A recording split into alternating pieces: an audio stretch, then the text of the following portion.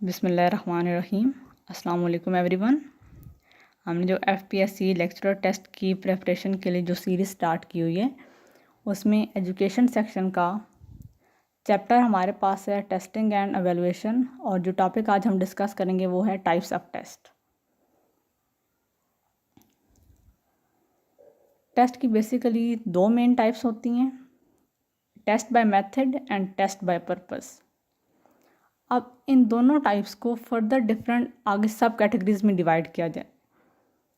Test by method में हमारे पास हैं ऑब्जेक्टिव टाइप एंड ऐसे टाइप, और ऑब्जेक्टिव टाइप जो हैं उनको भी आगे से डिफरेंट कैटेगरीज में डिवाइड किया गया है। उसमें हमारे पास आ जाते हैं supply type and selection type. Supply type में हमने आंसर खुद सप्लाई करना होता है, खुद प्रोवाइड करना होता है। For example short answer questions and completion items, इन टाइप्स में हमने खुद आंसर देना होता है। सिलेक्शन टाइप में true false, matching and multiple choice, यानी कि हमारे पास चॉइसेस गिवन है, हमने उसमें से एक करेक्ट आंसर जो है वो सिलेक्ट कर लेना है। अब ऐसे टाइप पे आ जाते हैं। ऐसे टाइप टेस्ट को भी दो कैटेगरीज में डिवाइड किया गया है। एक होते हैं हमारे पास एक्सटेंडेड रिस्पॉन्स, इसमें हमारे पास फ्रीडम ऑफ ओपिनियन होता है कि हम कुछ भी कह सकते हैं, अपना ओपिनियन दे सकते हैं, यहाँ पे हमारे पास कोई लिमिटेशन नहीं होती। जबकि रिस्ट्रिक्टेड रिस्पॉन्स में उसमें थोड़ी सी रिस्ट्रिक्शंस होती हैं। हम फर्दर इनको डिटेल में डिस्कस करेंगे इंशाल्लाह। टेस्ट बाय पर्पस हमारे पास हैं टीचर मेड टेस्ट, इनको नॉन स्टैंडर्डाइज टेस्ट भी कहा जाता है, standardise test, norm reference test and criterion reference test. पहले हम देख लेते हैं test by purpose. Test by purpose में सबसे पहले आ जाता है teacher made test. Teacher made test को नॉन स्टैंडर्डाइज टेस्ट भी कहा जाता है, और इनके नाम से ही ज़ाहिर हो रहा है कि ये टेस्ट टीचर बनाते होंगे। डेफिनेशन इसमें देख लेते हैं। Test developed by the class teacher in order to assess the achievements of the students in particular subjects is called teacher made test। ये वो टेस्ट हैं जो कि क्लास टीचर डेवलप करते हैं, और वो क्यों डेवलप करते हैं? To assess the achievements of the students, students की अचीवमेंट को असेस करने के लिए ऑफ ए पार्टिकुलर सब्जेक्ट। मिसाल के तौर पे अगर मैं एजुकेशन पढ़ाती हूँ किसी क्लास को, तो मैं स्टूडेंट्स की जो असेसमेंट है, स्टूडेंट्स की जो अचीवमेंट है, वो एजुकेशन के कंटेंट से ही लूँगी। एग्जांपल देख लेते हैं। Achievement test in the subject of biology for class 9th। अगर कोई टीचर क्लास को बायोलॉजी पढ़ा रहा है 9th क्लास को, जो टेस्ट वो टीचर बनाएगी, जो टेस्ट वो टीचर अपनी क्लास से लेगी, वो बायोलॉजी के कंटेंट से रिलेटेड होगा। उसमें बायोलॉजी के कॉन्सेप्ट्स पूछे जाएंगे। पर्पस इसका देख लेते हैं। It evaluates people's day to day progress, यानी कि स्टूडेंट्स की डे टू डे प्रोग्रेस को मॉनिटर करने के लिए टीचर ये टेस्ट बनाते हैं। It also evaluates student understanding of a particular domain of knowledge such as education, mathematics, science, यानी कि जो एजुकेशन का टेस्ट, जो अगर मैंने एजुकेशन का टेस्ट बनाया है, तो वो एजुकेशन का टेस्ट मैं मैथमेटिक्स की क्लास में स्टूडेंट्स की मैथमेटिक्स की नॉलेज को असेस करने के लिए वो टेस्ट नहीं इम्प्लीमेंट कर सकती। जो टेस्ट एजुकेशन का है वो एजुकेशन की नॉलेज को, एजुकेशन के कॉन्सेप्ट से बना होगा, तो वो वही चीज़ें असेस करेगा। अगर आप मैथमेटिक्स पढ़ाते हैं, तो आपने अगर मैथमेटिक्स का टेस्ट बनाया है, तो वो आप बायो के स्टूडेंट्स की नॉलेज जो वो पढ़ते हैं, वो मैथमेटिक्स के टेस्ट से असेस नहीं हो सकती। तो it evaluates students understanding of particular domain of knowledge, एक ख़ास डोमेन को चेक करता है। अब लास्ट जो इसका पॉइंट है वो बहुत इंपॉर्टेंट है। It evaluates the learning outcomes and content unique to particular class और स्कूल। मेजर क्या करता है? लर्निंग आउटकम्स मेजर करता है एंड कंटेंट, बट किस हिसाब से कि वो क्लास की नेचर, स्कूल की नेचर और जो सब्जेक्ट की नेचर है वो वेरी कर जाती हैं, मुख्तलिफ हो सकती हैं। मिसाल के तौर पे हम बात करते हैं अगर पब्लिक और प्राइवेट स्कूल्स की। एक टीचर क्लास 4 की मैथमेटिक्स ले रही है, वो पब्लिक स्कूल में पढ़ा रही है, और एक और टीचर हैं जो कि क्लास 4 की ही मैथमेटिक्स ले रही हैं, लेकिन वो एक प्राइवेट स्कूल में पढ़ा रही हैं। अब पब्लिक स्कूल में वो पंजाब का सिलेबस पढ़ा रही हैं, तो वो जो टेस्ट बनाएंगी, वो जो स्टूडेंट्स की अंडरस्टैंडिंग को चेक करेंगी, वो उस कंटेंट में से करेंगी। लेकिन जो प्राइवेट स्कूल में पढ़ा रही हैं क्लास 4 को, अगर वो वहाँ पे वो पंजाब की टेक्स्ट बुक नहीं यूज़ कर रहे, वो ऑक्सफोर्ड की टेक्स्ट बुक यूज़ कर रहे हैं, पैरामाउंट की कर रहे हैं, कैम्ब्रिज की कर रहे हैं, तो टीचर उसमें से टेस्ट बनाएगी। तो वो दोनों टेस्ट वेरी कर जाएंगे, डिफरेंट होंगे, क्लास की नौयत के हिसाब से, स्कूल की नौयत के हिसाब से और सब्जेक्ट की नौयत के हिसाब से ये टेस्ट डिफ़र कर जाते हैं। और जो टीचर जो सब्जेक्ट पढ़ा रहा होता है वो उसी की नॉलेज को असेस करता है, उसी की नॉलेज को असेस करने के लिए वो टेस्ट बनाते हैं, अचीवमेंट टेस्ट। तो ये इसकी स्पेसिफिक करैक्टरिस्टिक आपने याद रखनी है। अब हम बात करते हैं स्टैंडर्डाइज टेस्ट की। These are the tests developed by an expert or specialist that is experimentally evaluated, valid and reliable। यानी कि ये स्टैंडर्डाइज टेस्ट वो टेस्ट हैं जो कि एक्सपर्ट बनाते हैं और स्पेशलिस्ट बनाते हैं, और उनको एक्सपेरिमेंटली एवेल्यूएट किया जाता है, उसके लिए कुछ इंस्ट्रूमेंट यूज़ किए जाते हैं, उसमें वैलिडिटी भी होती है और उसके जो रिज़ल्ट होते हैं वो रिलायबल भी होते हैं, उनको आप फर्दर यूज़ कर सकते हैं। फॉर एग्ज़ाम्पल जो हमारे पास आइल्स के टेस्ट होते हैं, international English language testing system का, तो वो स्टैंडर्डाइज टेस्ट की कैटेगरी में फॉल करता है। एडवांटेजेस देख लेते हैं इसके।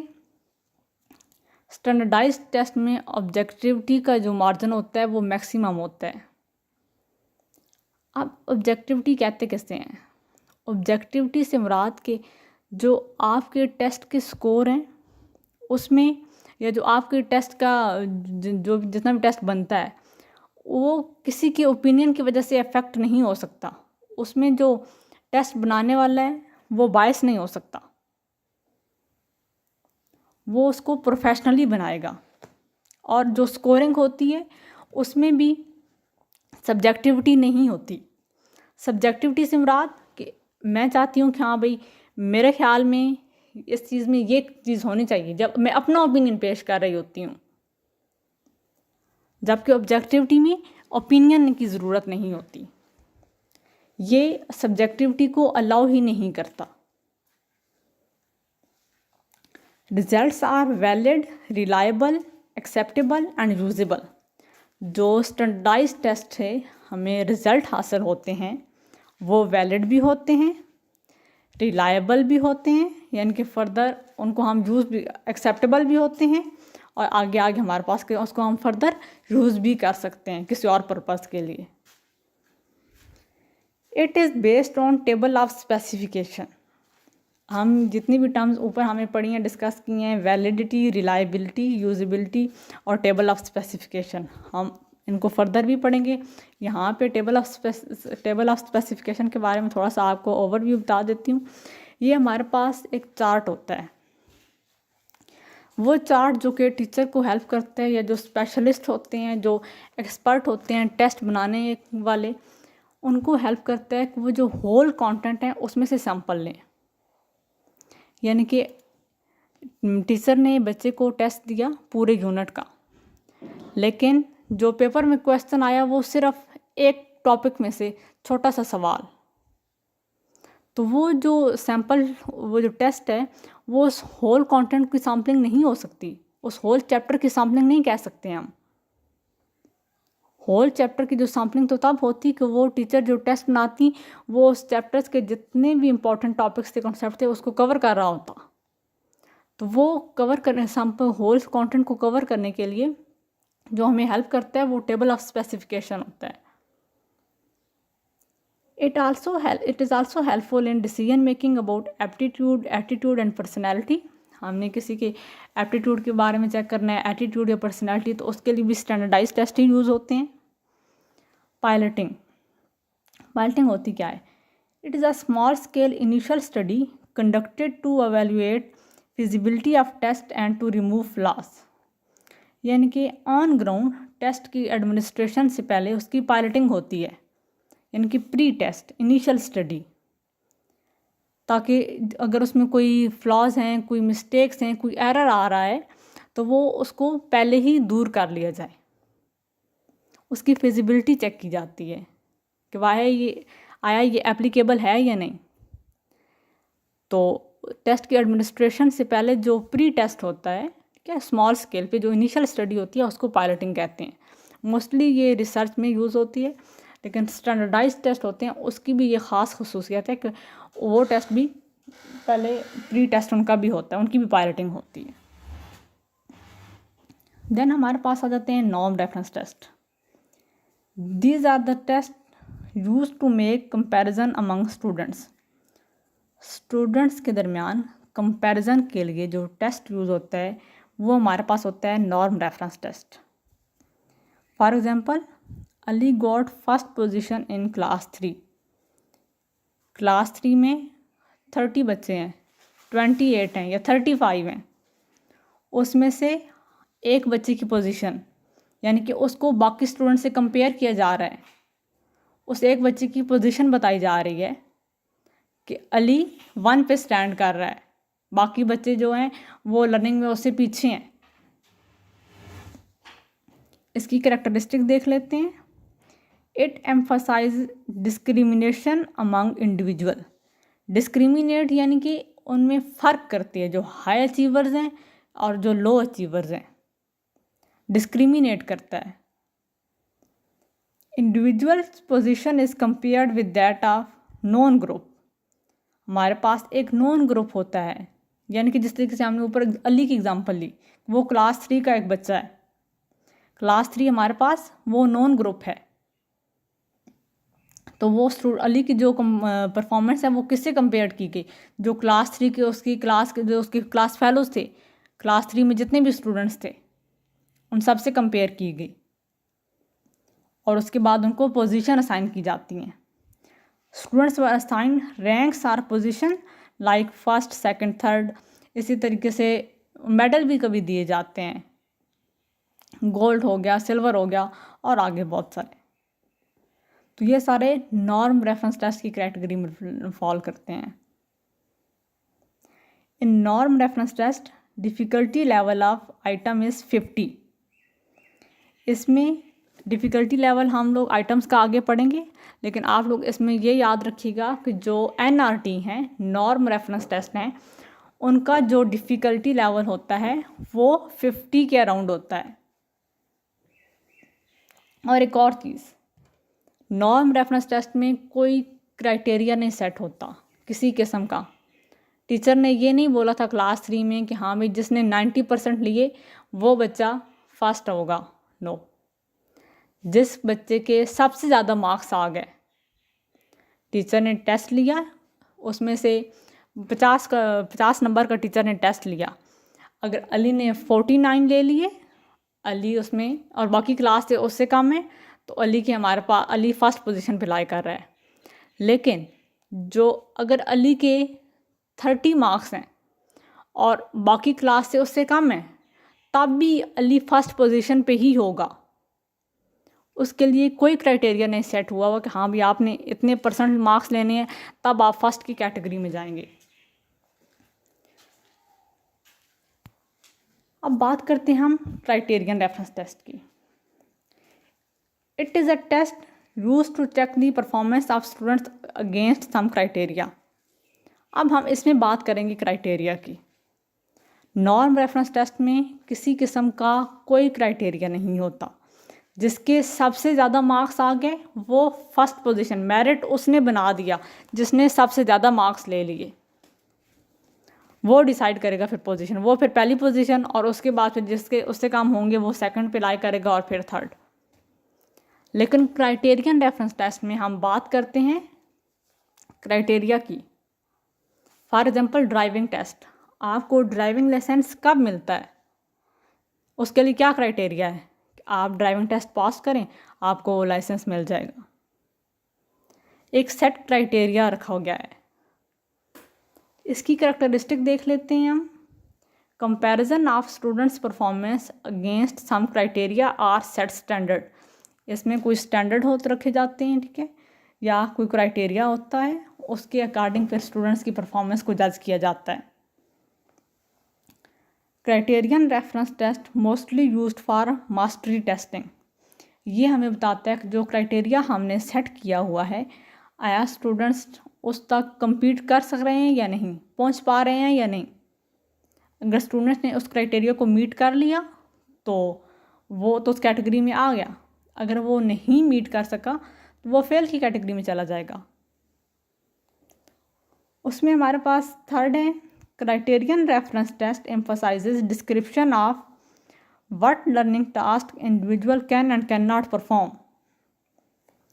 एक हमने क्लियर कट डिसीजन ले लेना होता है उस क्राइटेरिया के अकॉर्डिंग। जो उस क्राइटेरिया को मीट कर लेते हैं दे कैन परफॉर्म, और अगर वो किसी क्राइटेरिया को मीट नहीं कर पाते so they can not perform, simple. तो नॉर्म रेफरेंस टेस्ट में हम पोजीशन की बात करते हैं और क्राइटेरियन रेफरेंस टेस्ट में हमने कोई क्राइटेरिया सेट किया होता है। मास्टरी टेस्टिंग की बात करते हैं। अब हमारे पास है नेक्स्ट टेस्ट बाय मेथड, और टेस्ट बाय मेथड में सबसे पहले हम डिस्कस करेंगे ऑब्जेक्टिव टाइप टेस्ट। और ऑब्जेक्टिव की भी हमने फर्दर कैटेगरीज पढ़ी थी। पहले हम देख लेते हैं selection type test. Selection type test are those test in which students are required to answer from the given choices or options, for example MCQs, true false and matching columns। यानी कि उनको आंसर गिवन होते हैं, choices given होती हैं या options given होते हैं, उसमें से उन्होंने करेक्ट ऑप्शन आंसर जो है वो चूज़ करना होता है। सबसे पहले बात करते हैं मल्टीपल चॉइस क्वेश्चंस की। Problems or question statement in MCQs is called STEM।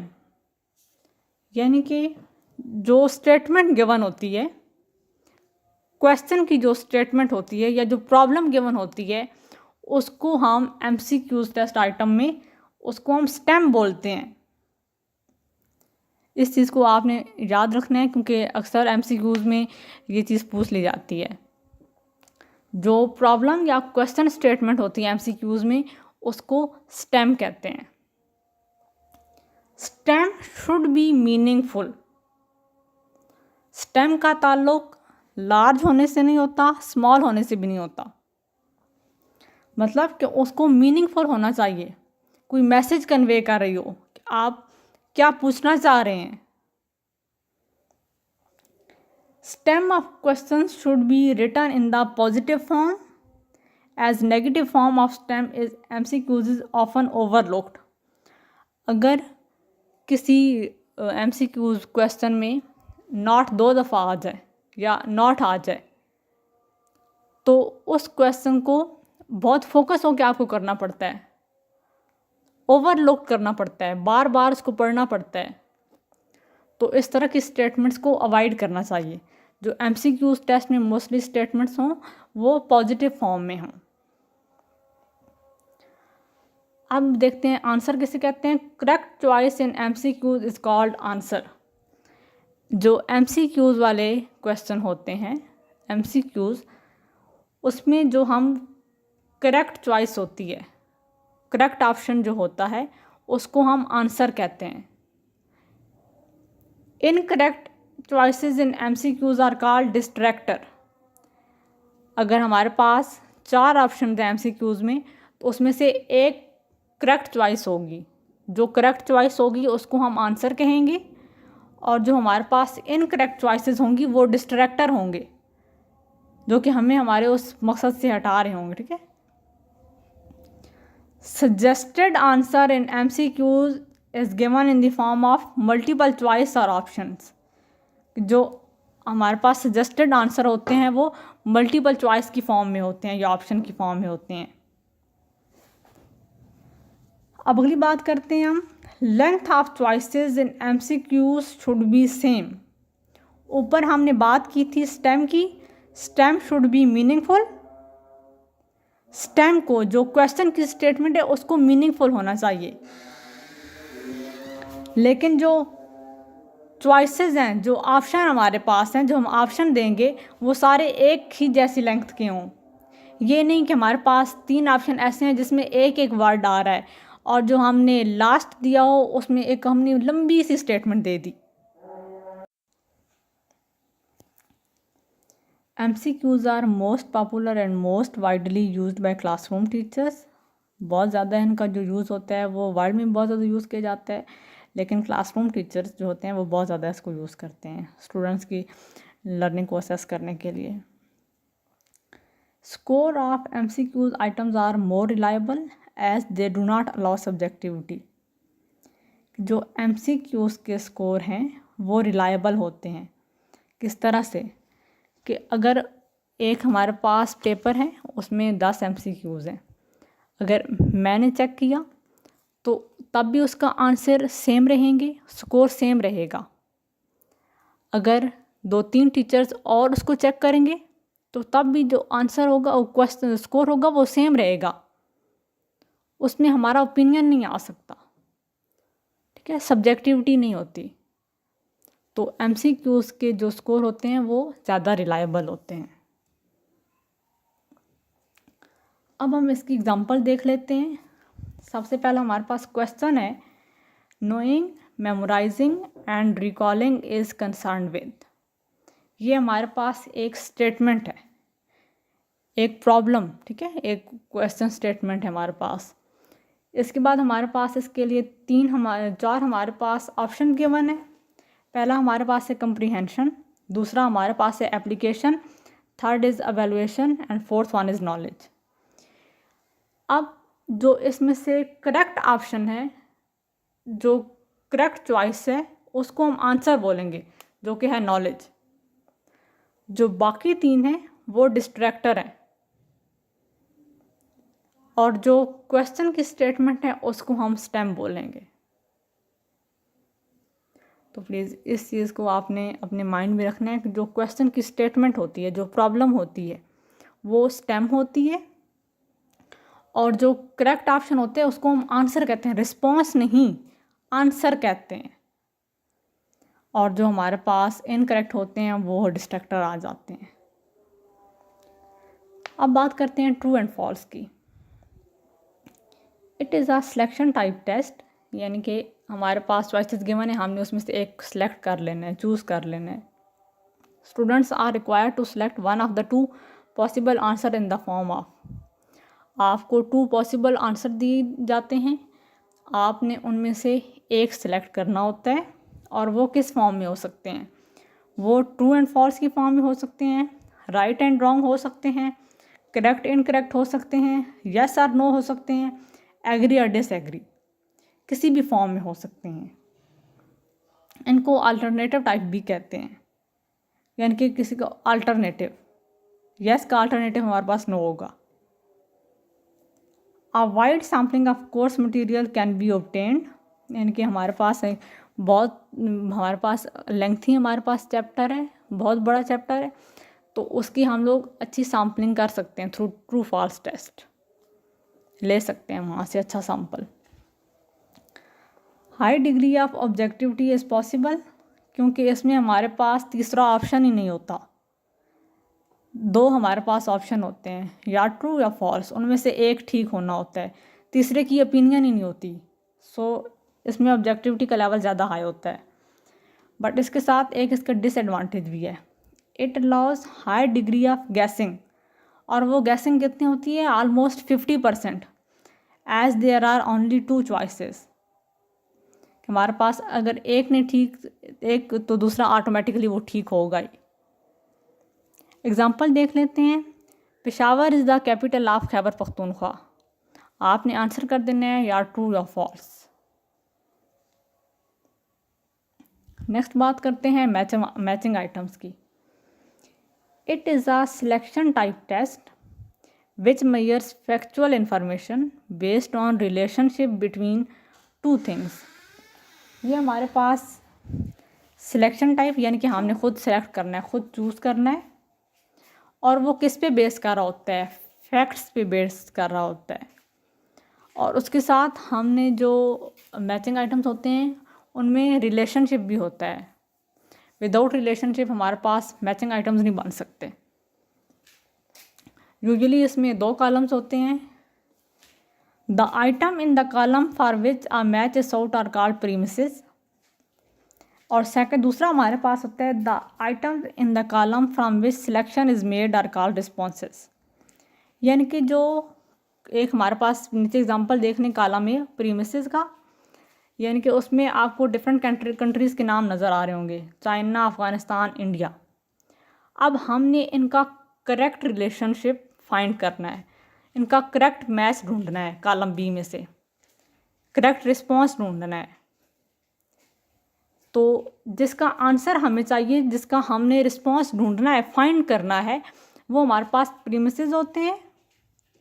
और जिसमें से हम सिलेक्ट करते हैं रिस्पॉन्स, वो हमारे पास रिस्पॉन्सेज होते हैं।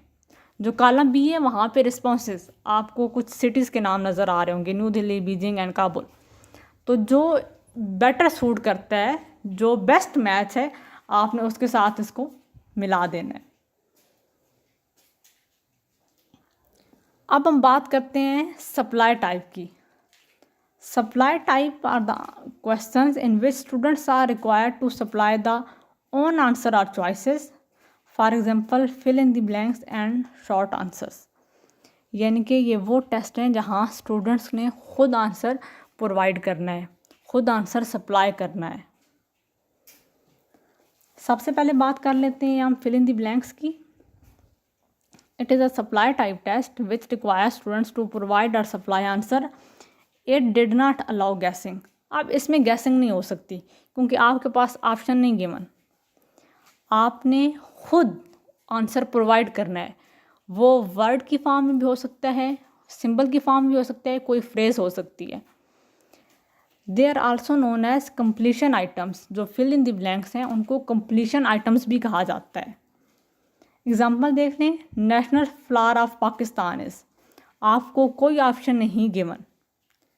ब्रैकेट में मैंने करेक्ट ऑप्शन मतलब इसके लिखा है, करेक्ट आंसर लिखा है, लेकिन फिल इन द ब्लैंक्स में आपको चॉइसेस नहीं होती, आपने खुद प्रोवाइड करना होता है answer.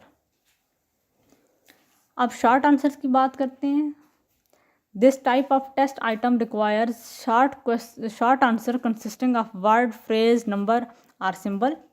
It is in the form of question. ये वो शॉर्ट आंसर क्वेश्चन हैं जो को हम ऑब्जेक्टिवली मार्क करते हैं, जो कि ऑब्जेक्टिव टाइप होते हैं। जैसा कि हमारे पास इट इज़, आगे हम इसके एग्जांपल देखते हैं।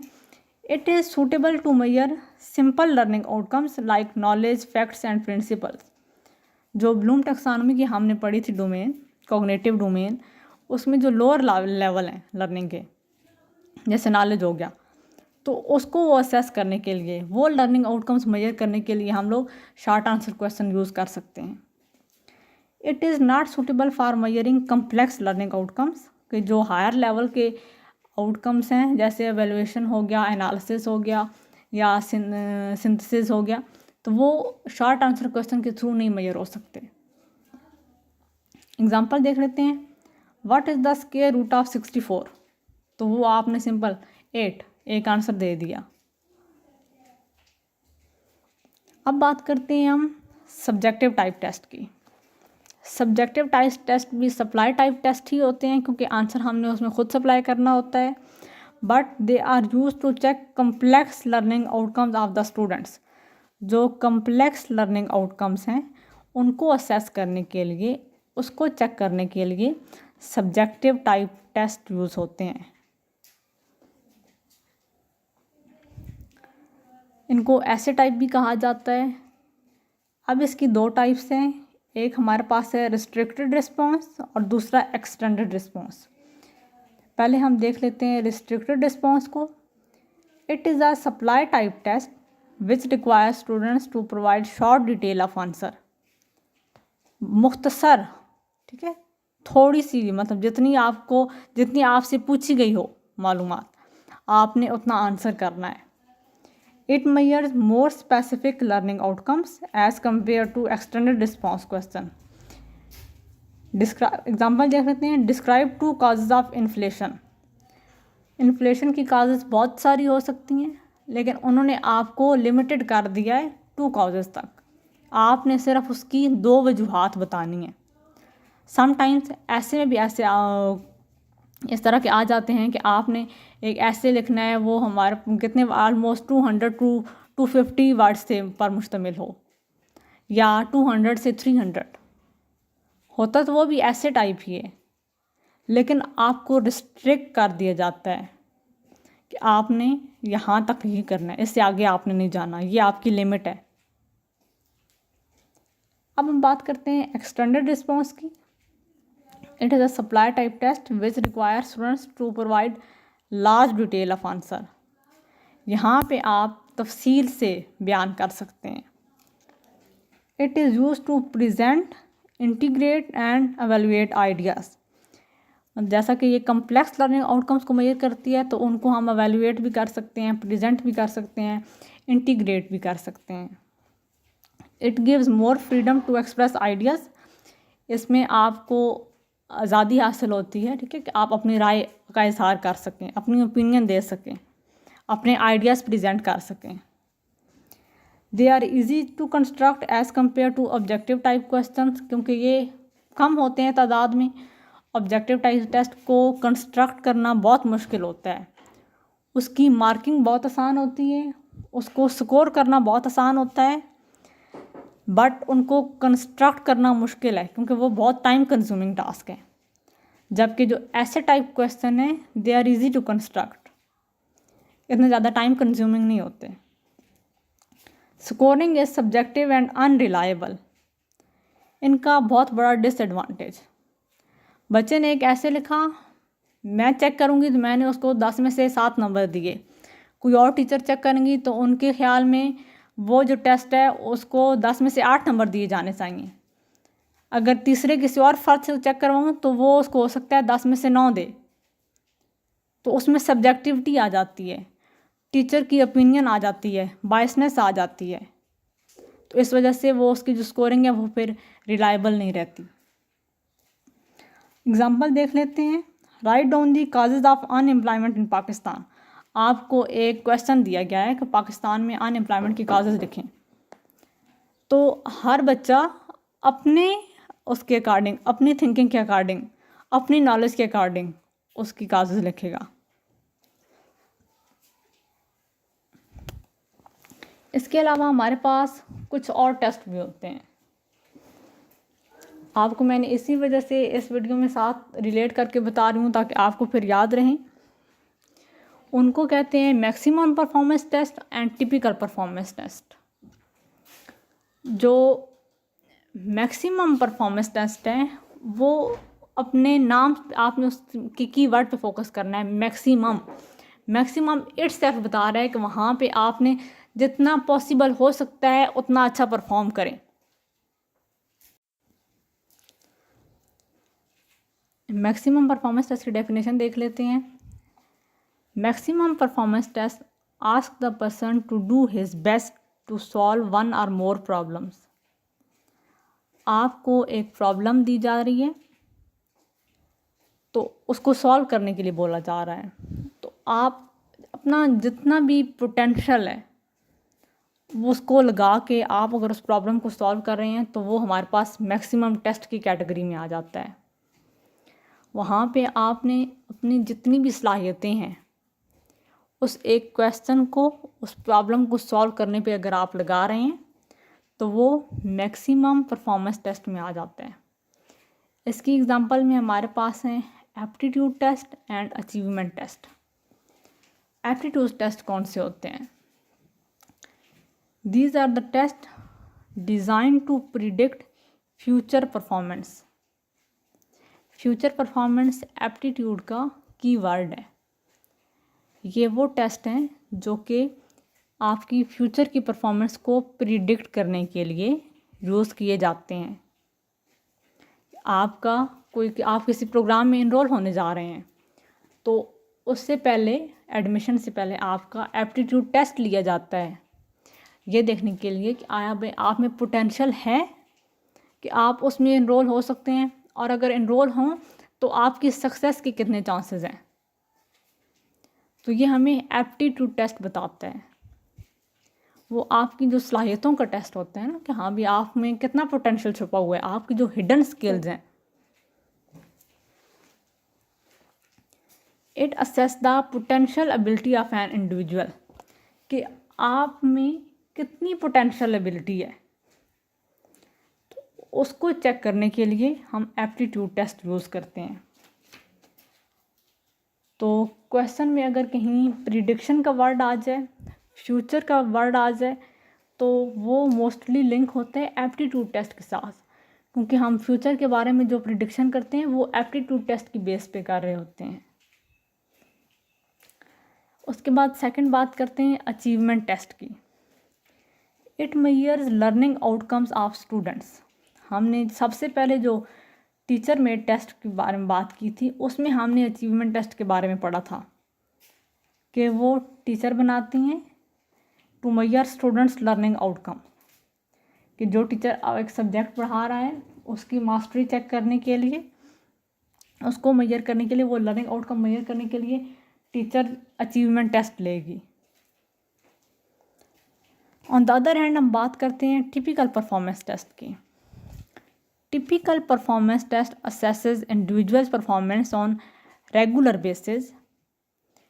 रेगुलर बेसिस मतलब जो हमारी डेली की रूटीन है, अंडर नेचुरल कंडीशन, जो हम लोग जनरली हमारा जो एटीट्यूड होता है, इसकी एग्जांपल में भी ये चीज़ आ जाती है, एटीट्यूड एंड पीयर अप्रेजल, कि जो हम लोग ऑन डेली बेसिस जो हमारी परफॉर्मेंस होती है, जो हमारी रूटीन की परफॉर्मेंस होती है, वो हम लोग टिपिकल परफॉर्मेंस टेस्ट में मेजर करते हैं। एटीट्यूड क्या होता है? An individuals emotional, intellectual and behavioural tendencies and interest. ये आपके अपने रुझानात होते हैं, आपके रवैया, आपका तर्ज अमल, तो वो सारा जो है वो टिपिकल परफॉर्मेंस टेस्ट में आ जाता है।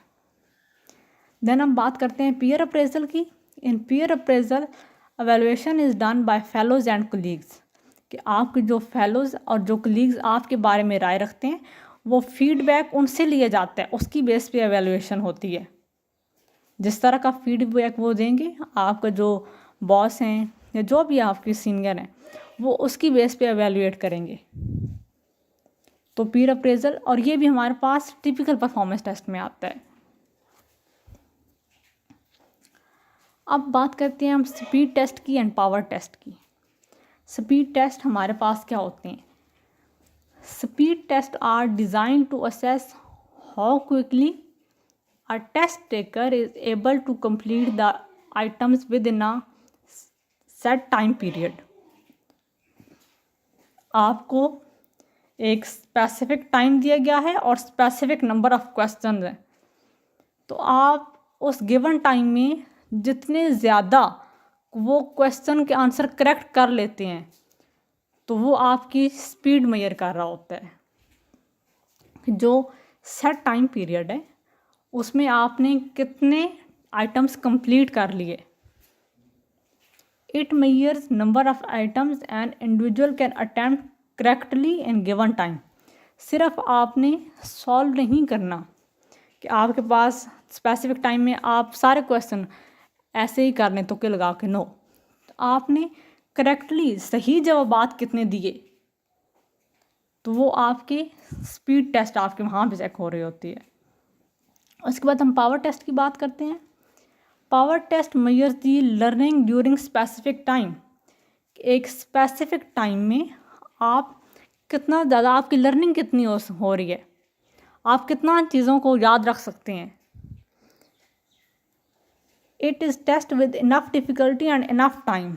इसमें आपको टाइम के इतना ज़्यादा वो लिमिटेशंस नहीं होती, आपको इनफ टाइम दिया जाता है। और जो टास्क आपको याद करने के लिए दिया जाता है, लर्निंग के लिए दिया जाता है, वो उसका भी डिफ़िकल्टी लेवल हाई होता है। तो उस टाइम में आपने कितना ज़्यादा याद कर लिया, लर्निंग कितनी ज़्यादा आपकी लर्निंग हुई, तो वो पावर टेस्ट मेजर करता है। ये कुछ और टाइप्स थी हमारे पास टेस्ट की, तो आई थॉट कि आप लोगों से मैं साथ में ज़रूर शेयर करूं। अगर आप लोगों को कोई क्वेश्चन इससे रिलेटेड हो तो प्लीज़ आप मुझसे पूछ सकते हैं। Thank you so much.